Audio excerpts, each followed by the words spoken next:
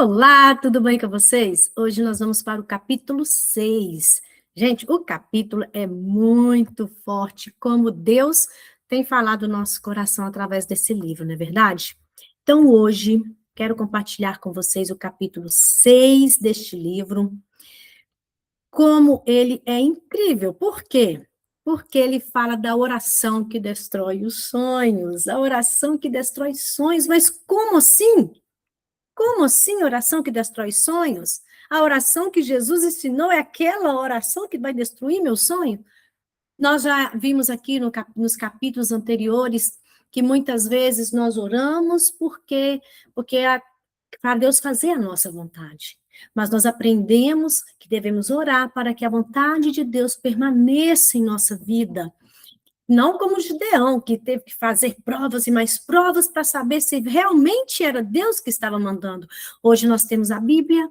Todo momento que você abrir a Bíblia é a palavra de Deus. E Deus nos orienta tudo o que nós devemos fazer. E agora nós vamos aprender no capítulo 6, a oração que destrói sonhos. Crianças geralmente chamam por seus pais quando querem alguma coisa. Mãe, mesmo sem comentários. Eu nunca contei quantas vezes por dia meus filhos clamam pelo apartamento. Mãe, ei! Ô, mãe! Gente, se eu recebesse R$ 1 por cada dia que meus filhos me chamam, eu estaria milionária. De tanto que eles me chamam. E é assim na sua casa também, eu acredito, né? Ah, ele fala que, olha, se minha esposa ganhasse R$ 1 a cada invocação, nós já teríamos viajado para a Disney ou comprado uma lanchonete. Crianças, no entanto, são assim. A gente entende. Eu tenho 3 filhos, desde quando o Gabriel era pequeno, era assim e continua sendo assim com os outros menores. O que a gente não entende nem aceita muito bem é aquele amigo ou amiga que só chama quando precisa de um favor. Já dá até um mal-estar quando pipoca a mensagem no WhatsApp. E você já sabe que é aquela pessoa que só precisa, né? Muitas vezes somos assim com Deus. Nossa relação com Ele é pautada quase que exclusivamente por orações pedindo alguma coisa. Geralmente, associamos o poder da oração às mudanças que ela causa na nossa realidade e ao mover de Deus ao nosso favor. Pensada assim, ela só é um meio para eu obter aquilo que eu preciso. Oração passa a ser encantamentos ou palavras mágicas ditas a um gênio da lâmpada. Quantas vezes enxergamos Deus como esse gênio da lâmpada? Faça 3 pedidos, faça 5 pedidos, 10 pedidos. Ainda que a Bíblia fale que quem deseja se aproximar de Deus deve crer que ele existe e que recompensa aqueles que o buscam. Hebreus 11:6. E várias narrativas bíblicas mostram pedidos atendidos. O todo da revelação deixa claro que a coisa mais preciosa que Deus pode dar ao seu povo é a sua presença. Gente, a presença de Deus é muito mais gloriosa do que qualquer bem. Por isso, a oração deve ser resumida como diálogo entre 2 pessoas que querem se conhecer. É dar continuidade a uma conversa que Deus iniciou por meio da sua palavra e graça, que com o tempo vai se transformando num completo encontro com Ele. A oração pode ser entendida como uma resposta pessoal e comunicativa ao conhecimento de Deus. Existem aqueles que o conhecem de forma genérica, superficial. De fato, para esses, ele é o nome que surge na boca quando o calo aperta. É o gênio da lâmpada e aquele que abençoa. A relação é pautada pela bênção e proteção, ou nas palavras de Keller. É o instinto humano de pedir ajuda com base num senso muito geral e desfocado de Deus. No entanto, existem aqueles que nasceram de novo e oram por meio do Espírito Santo. Esses tiveram visão de Deus clareada pelas Escrituras. E para eles, a oração é muito mais do que petição. É rendição à soberana vontade de Deus. Afinal, o ouvir procede o pedir. Olha que lindo! Essa rendição, a oração é isso. É render à vontade do nosso Senhor. Isso é, se as nossas orações são respostas ao que o Senhor falou em sua palavra, os nossos pedidos se tornam secundários. Repito, secundários, não desnecessários. Um discípulo verdadeiro também tem desejo de apresentar ao Pai.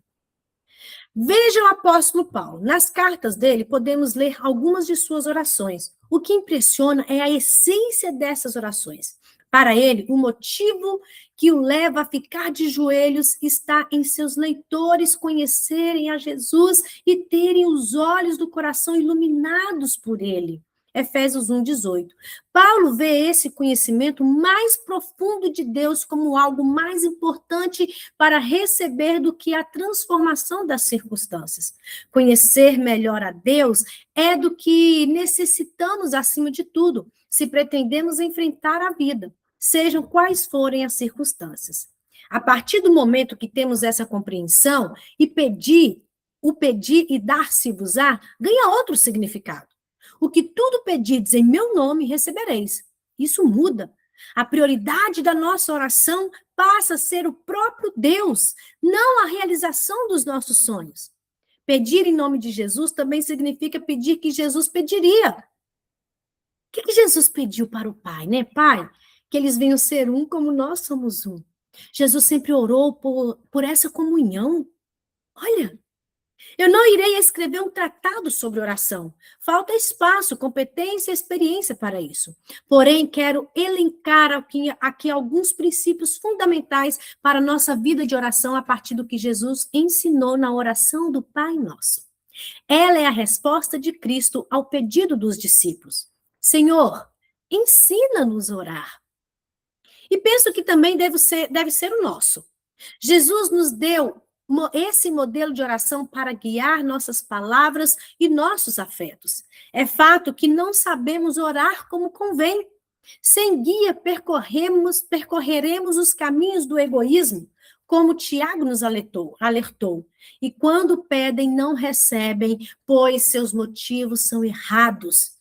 Pedem apenas o que lhes dará prazer.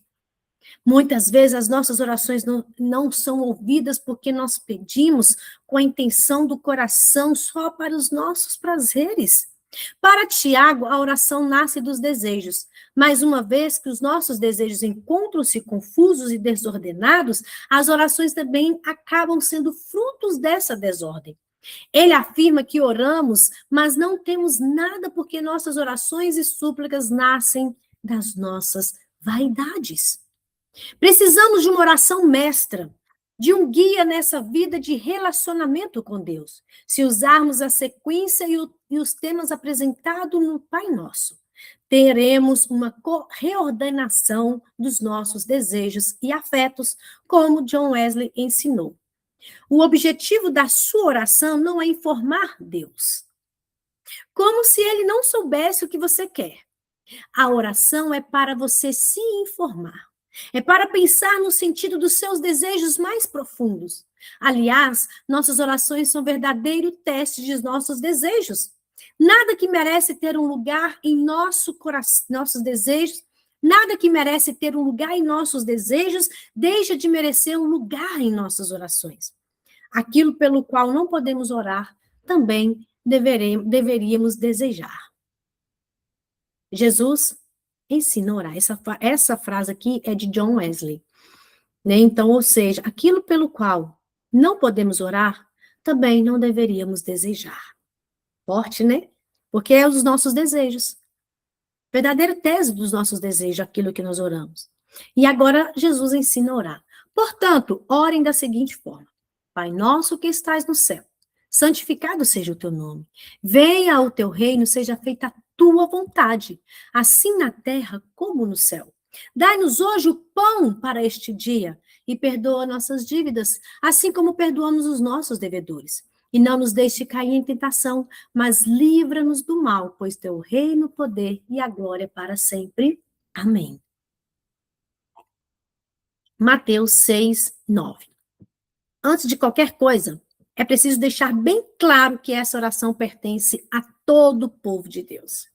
Se você nasceu no catolicismo, talvez até tenha lido a oração no ritmo que fazia ou faz as missas. Se nasceu evangélico, dependendo da vertente, pode ter a tendência em pensar que repetir essa oração é coisa de católico. Mas não. Essa oração é de todos os que creem e pode ser repetida, desde que com consciência do que se repete. Aliás, sobre repetições, eu me lembrei de um acontecimento. Certa vez, numa conferência fiel para pastores e líderes, dois amigos estavam olhando o material de orações dos puritanos. À época, zoei, dizendo que achava um absurdo comprar um livro de orações de outras pessoas. Afinal, onde está a intimidade e a espontaneidade de falar com Deus? O tempo passou. Um dia, durante o culto, um pastor pediu que repetíssemos a oração dele. A minha mente se abriu na hora. Por quê? Não achava estranho repetir uma oração genérica de um pregador, mas tirava sarro de quem lia e tomava para si orações de pessoas piedosas do passado?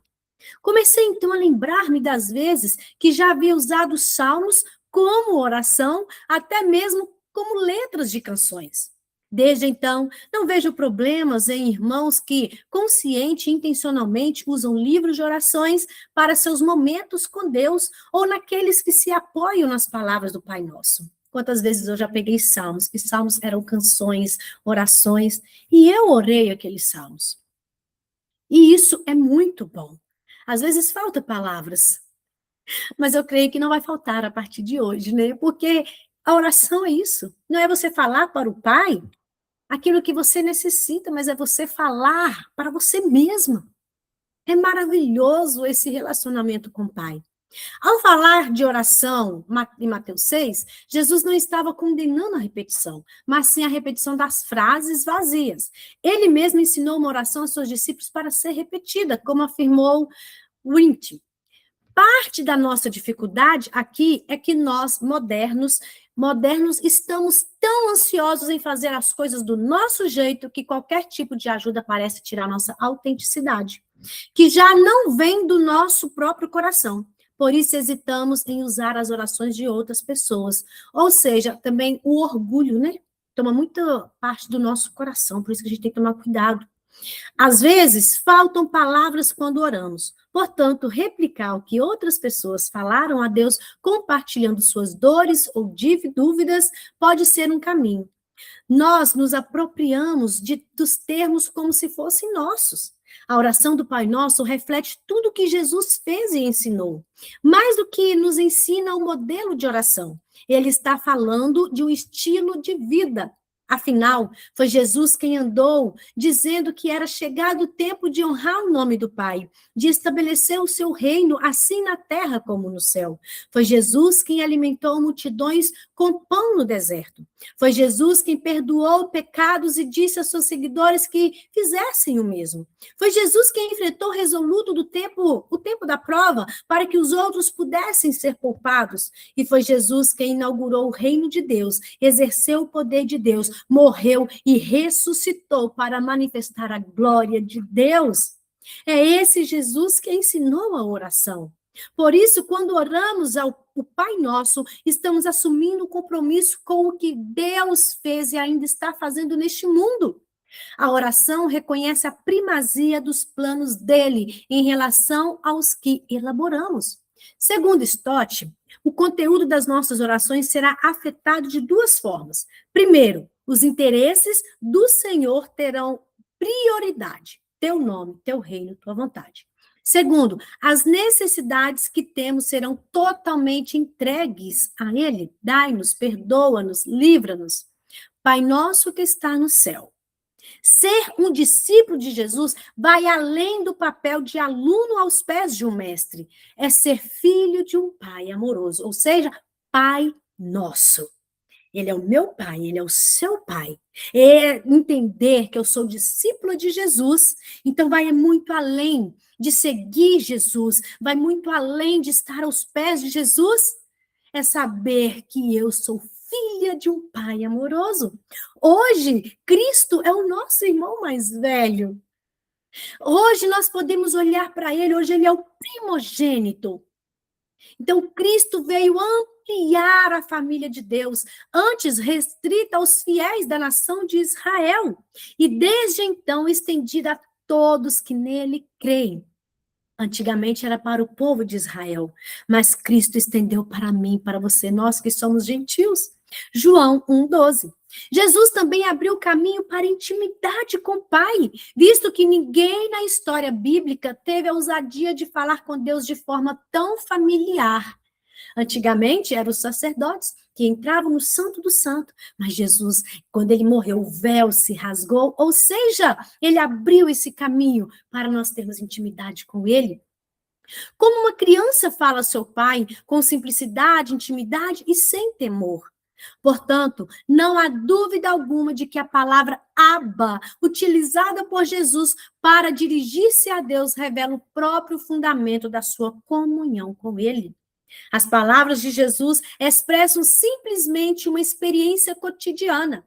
Só um pai e um filho é que se conhecem mutuamente.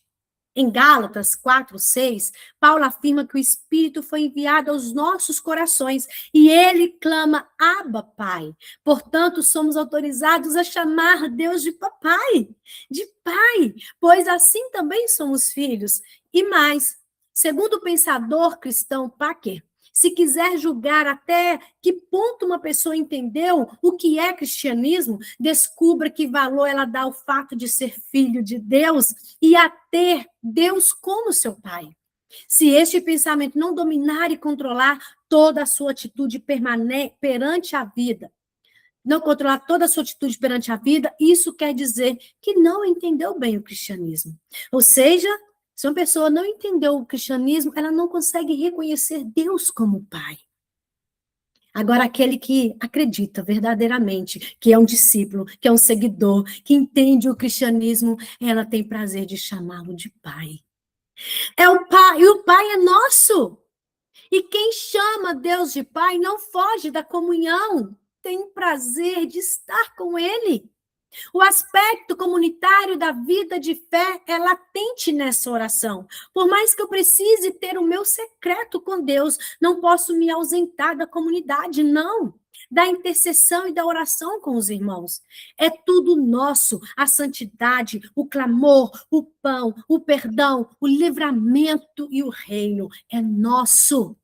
Não é só para mim, que tenho mais desejo de ler, que você que tem desejo de ler, que lê a Bíblia todos os dias, que ora. Não é só para você, é para nós. É esse lugar secreto, é saber que esse Pai tem cuidado de nós. Eu sempre tenho um exemplo maravilhoso, né? O meu filho, o Tiago, que é mais novo, ele não levanta, nem ele, nem o Paulo, com aquela preocupação de, eu tenho que. Será que vai ter pão para mim? Será que vai ter tapioca para me comer? Eles não levantam, não dormem com essa preocupação, porque eles sabem que o pai deles é provedor. Eles sabem que vai ter, eles não preocupam com o almoço. Eles sabem que o pai deles é o provedor, que tem almoço e que a mãe prepara o almoço no horário certo. Eles têm essa convicção. Os meus filhos não dormem preocupados. E é assim nós com o nosso pai. Não precisamos dormir preocupadas, ansiosas, é confiar nele, é confiar no nosso Pai. Ele é o meu Pai, é o seu Pai, é tudo nosso. A santidade, o clamor, o pão, o perdão, o livramento e o reino. As nossas orações precisam ter intimidade suficiente para chamar Deus de Pai, mas a submissão consciente para pedir que a vontade dele seja feita. Isso às vezes dói, não é verdade? As nossas orações precisam ter essa intimidade, chamá-lo de Pai. E também nós devemos ser submissas conscientemente ao ponto de pedir que a vontade dele seja feita na minha vida e na sua vida. Porque nós somos egoístas, nós olhamos só o hoje, mas o nosso Pai, ele vê tudo, ele vê o futuro, ele sabe. Por isso que muitas vezes a dor de hoje, o sofrimento de hoje, a gente não entende. Mas o nosso Pai, ele entende. E ele está com você e comigo.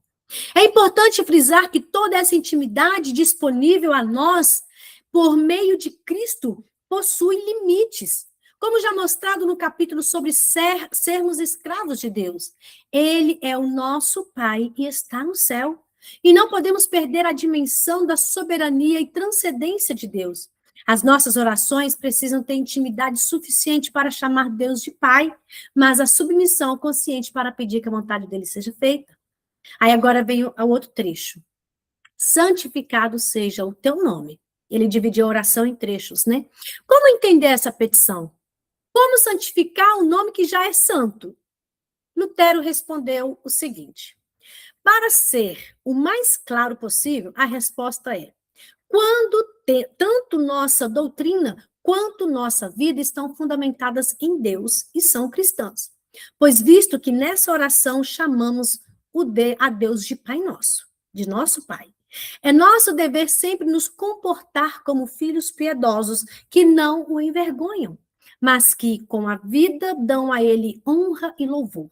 No entanto, o nome de Deus é profano por nós ou com palavras ou com ações. Meu Deus, quantas vezes profanamos o nome de Deus através de palavras e ações? Santificar o nome de Deus é viver como alguém santo. É ser imitador de Cristo, né? Isso é claro. Não significa ser sem defeito e não pecar mais, mas sim abandonar os maus caminhos sempre que nele trilhamos. Significa que o nome de Deus não pode estar envolvido em falcatruas ou enganos. Esse pedido remete ao mesmo princípio do mandamento para não tomarmos o nome do Senhor em vão, em Êxodo 27. Somos convocados a viver como aquele que reflete o caráter dele. Afinal, o nome de Deus não é uma simples combinação das letras D-E-U-S. O nome representa a pessoa que o usa, o seu caráter e a sua atividade. Portanto, o nome de Deus é o próprio Deus, como ele é em si mesmo e se tem revelado. Ao orarmos, santificado seja o teu nome, estamos pedindo a Deus que nos torne santos, como ele haja em nós com seu poder purificador e que sua igreja glorifique na terra. Também estamos clamando para que o próprio Senhor santifique o seu nome, independentemente de nós. Olha que lindo. Ao orarmos, santificado seja o teu nome, estamos pedindo a Deus que nos torne santos também. E que ele haja em nós com o poder dele purificador. Que ele nos purifique. Que ele glorifique a igreja dele na terra. Venha o teu reino. Seja feita a tua vontade. Assim na terra como no céu. Do mesmo modo como Deus já é santo, e mesmo assim orienta que santifiquemos o seu nome por meio do nosso testemunho, ele também é rei. Mas devemos manifestar esse reino por meio da nossa vida e pedir que venha de forma completa e plena. Como afirmou Stott, orar que o seu reino venha é orar que ele cresça à medida que as pessoas se submetem a Jesus através do testemunho da igreja. E que logo ele seja consumado com a volta de Jesus em glória para assumir o seu poder e o seu reino. Quando pessoas começam a submeter ao reino de Deus e passam a viver como súditas nele, a vontade do Senhor é feita. É só a vontade dele que importa. Por isso, o nosso testemunho é tão importante. Ele mostra que o novo já veio e que o futuro glorioso de Deus nos atingiu por meio do Evangelho de Jesus Cristo. A partir de Cristo, fomos encontrados pelo céu. Deus está entre nós. Uma nova realidade se tornou possível dentro desta realidade caída. Contudo, se somos conclamados a continuar rogando, venha o teu reino, e seja feita a tua vontade, é porque tem mais para acontecer. Como podemos ver em Apocalipse, Deus virá de uma vez por todas para acabar com o mal e fazer um mundo novo. Enquanto ele não volta, continuamos aqui, realizando a sua vontade, não profanando o nome dele com nossas atitudes, as nossas palavras, não. Nessa direção, Garson comentou: se o anseio profundo do meu coração é que a vontade de Deus seja feita, então, a fazer essa oração, também estou prometendo que, com a ajuda e a graça de Deus, vou fazer a vontade dele até que eu a conheço. Olha que lindo!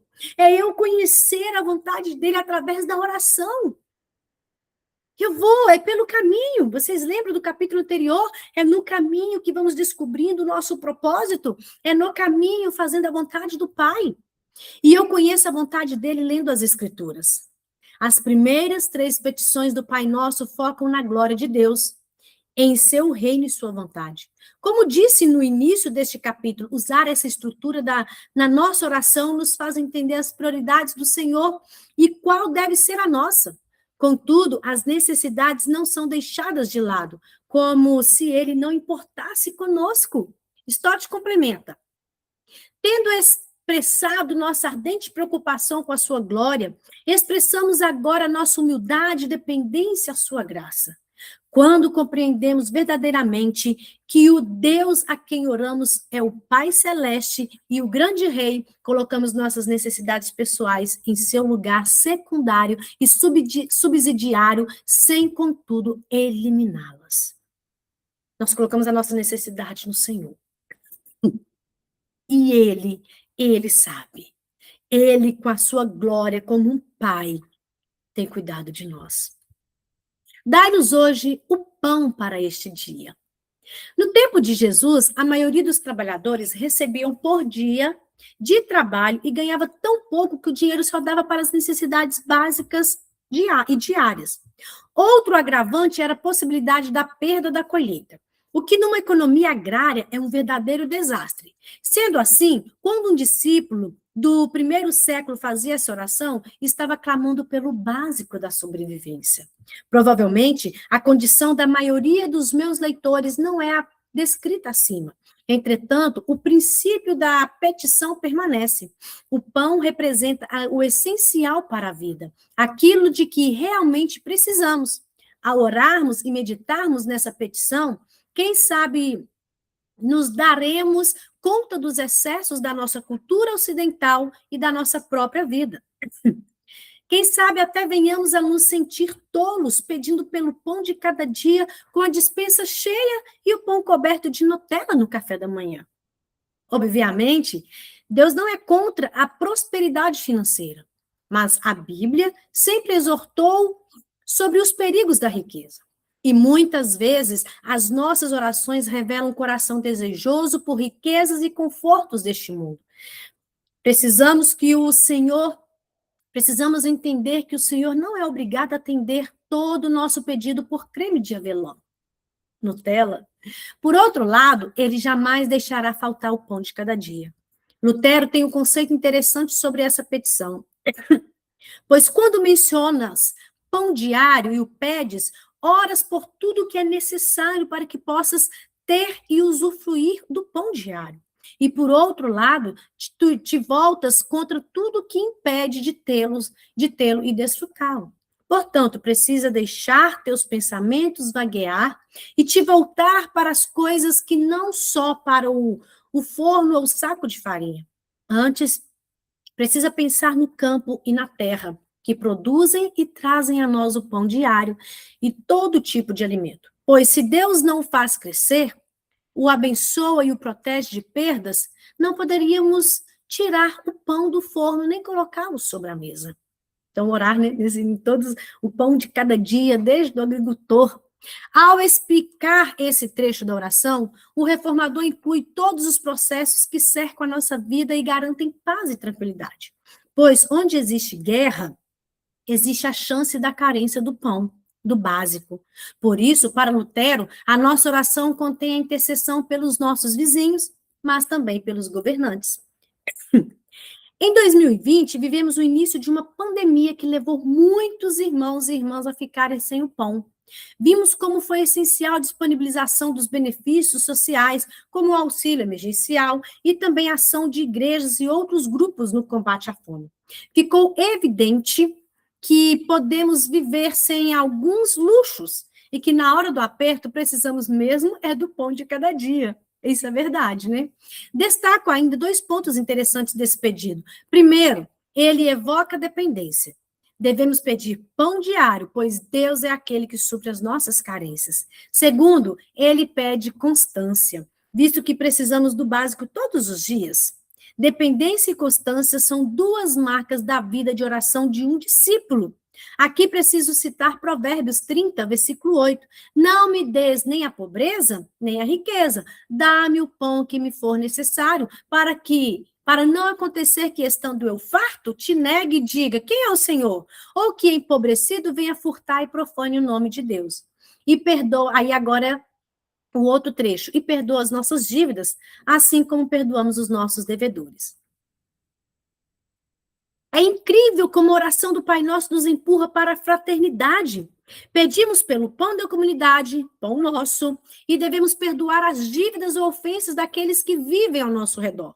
Somos a comunidade dos perdoados, que por isso perdoa. Olha só que o Senhor nos criou para relacionamento com Ele e com o próximo. Até na oração do Pai, tá vendo? Somos a comunidade dos perdoados, que por isso perdoa. Esse tópico da oração é tão importante que depois de ensinar a oração modelo, Jesus volta ao tema nos versos 14 e 15 do mesmo capítulo. Seu Pai Celestial vos perdoará se perdoarem aqueles que pecam contra você. Mas se vocês se recusarem a perdoar os outros, seu Pai não perdoará os seus pecados. A parábola do credor incompassivo, em Mateus 18, 23, lança luz sobre como devemos entender essa parte da oração. Em linhas gerais, quer dizer que alguém que foi ou está sendo perdoado por Deus demonstra um comportamento semelhante ao Pai. E o Pai sempre perdoa os que pedem perdão. O Pai sempre está disposto a perdoar. Hoje nós temos Cristo como nosso advogado. O versículo que eu sempre falo, 1 João 1,9. Se confessarmos os nossos pecados, Ele é fiel e justo para perdoar os nossos pecados e nos purificar de toda injustiça. Quando nós confessamos, Ele está disposto a nos perdoar. Então, nós devemos imitar, ser como o Pai, porque nós somos filhos dEle. Então, quando nós perdoamos também. E aí agora vem a última parte. E não nos deixe cair em tentação, mas livra-nos do mal. Assim como dependemos de Deus para o básico do nosso sustento físico, também dele dependemos para o sustento espiritual. A nossa inclinação natural são as obras da carne, que está escrito em Gálatas 5, que é lascívia, que é o mal, que nossa, as obras da carne é terrível. E somente com auxílio divino conseguimos resistir às tentações.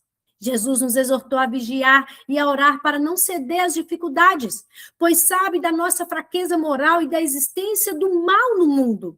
Com esse pedido, estamos dizendo, Pai, não nos deixe numa situação em que possamos pecar contra o Senhor e contra os nossos irmãos.